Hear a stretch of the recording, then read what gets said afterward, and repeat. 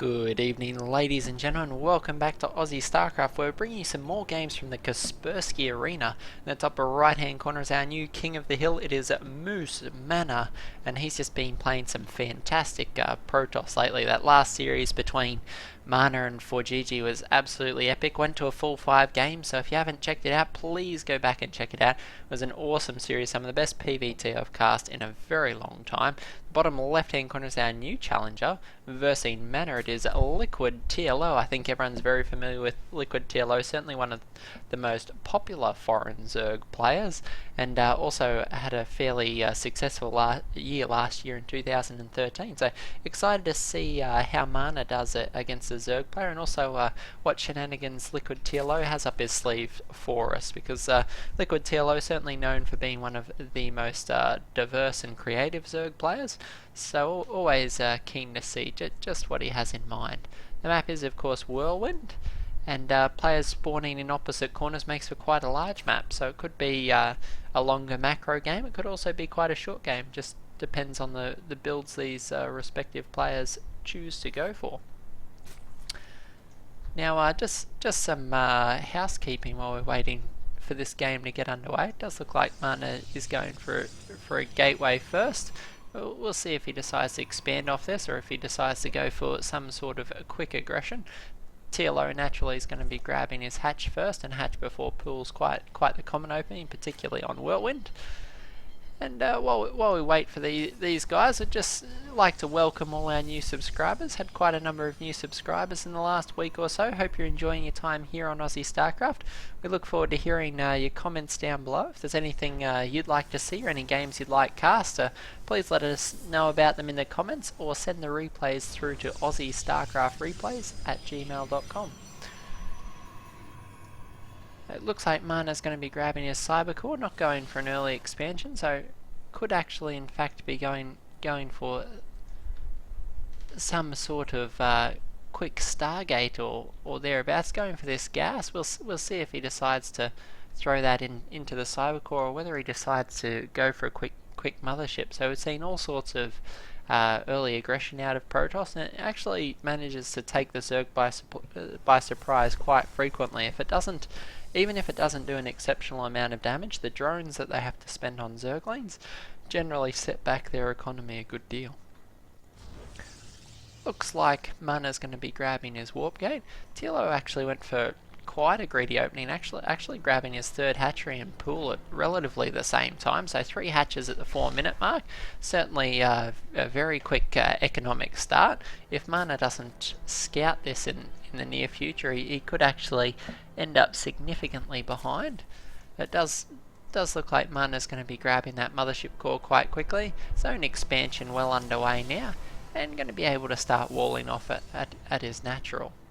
Imagine we'll see some more gateways get thrown down here momentarily, and it'll be interesting to see what tech structure Mana goes for. We've seen quite a lot of different strategies out of Mana in the previous games. We saw some fantastic use of High Templar out of him, as well as quite a quick and sneaky Colossus push that was executed very well in the early stages against 4GG. So interested to see how he approaches the Zerg matchup, whether he goes for similar builds, or whether we see some deviation, maybe some Stargate play or other things. Looks like we will be going up to 4 gateways as this Nexus finishes up. And Mana still hasn't grabbed his second gas, which is quite interesting, probably indicative of a later sort of timing than we're used to in his previous games. May well be looking to put on a lot of pressure with these quick gateways. We will see. TLO himself going for his evolution chamber, and expect to see some upgrades on the way momentarily, and starting to drone up quite heavily. We can see Mana actually warping in some zealots at this forward pylon. We actually have 4 zealots in play now, and the mothership core also on the field. So this is quite a quick time. We have TLO making 22 Zerglings now to try and counteract this. But these 4 zealots and mothership core are going to put on quite a lot of pressure here. More zealots on the way now. That this entire expansion could actually go down if TLO is not careful. So that these Zerglings are going to try and get us around, but there's now enough zealots here to do substantial damage. Mana being very careful to pull these back into the edges.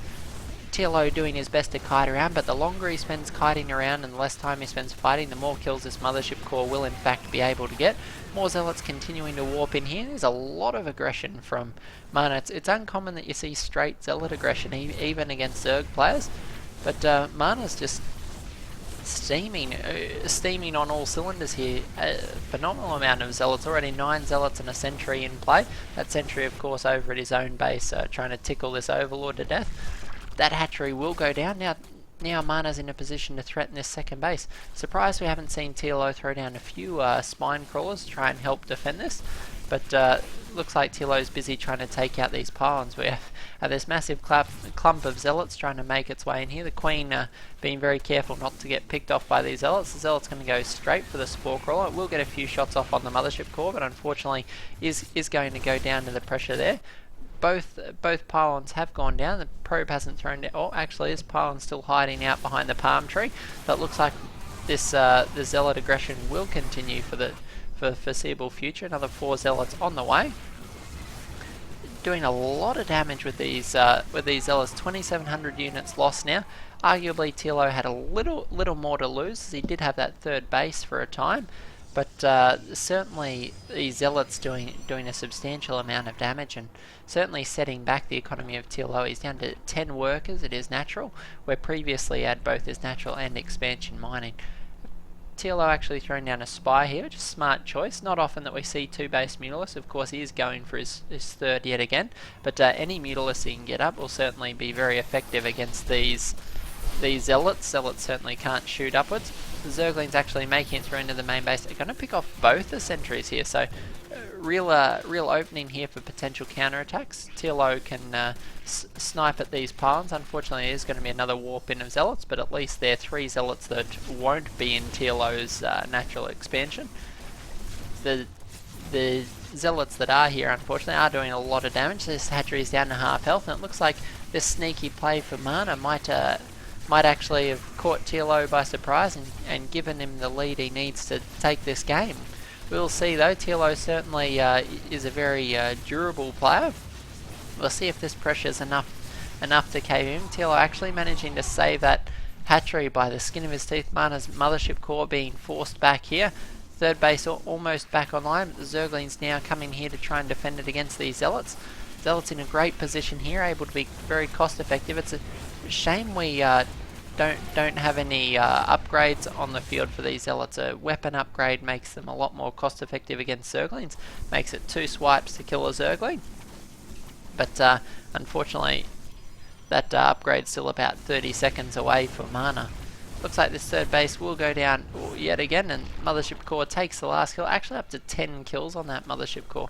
Looks like TLO's throwing down some static defense and some evolution chambers to try and protect this very exposed lair. His lair is at his natural expansion, which does make for very dangerous play. Actually ingeniously walling off entirely with these evolution chambers. 35 minerals, but a lot of health here to try and prevent these zealots from sniping. Unfortunately, the lair does go down, and that's going to be it. TLO's going to GG out of that game. Unfortunately, unable to hold against the just very straight zealot pressure. So Mana showing us yet another sneaky play that's not always suspected, and just enough pressure with that straight minerals to just cripple TLO early on in the series. So a little bit flabbergasted myself that it was as successful as it was, but Mana showing us how it's done as he takes the lead in this series of game against TLO. It is a best of 5 series.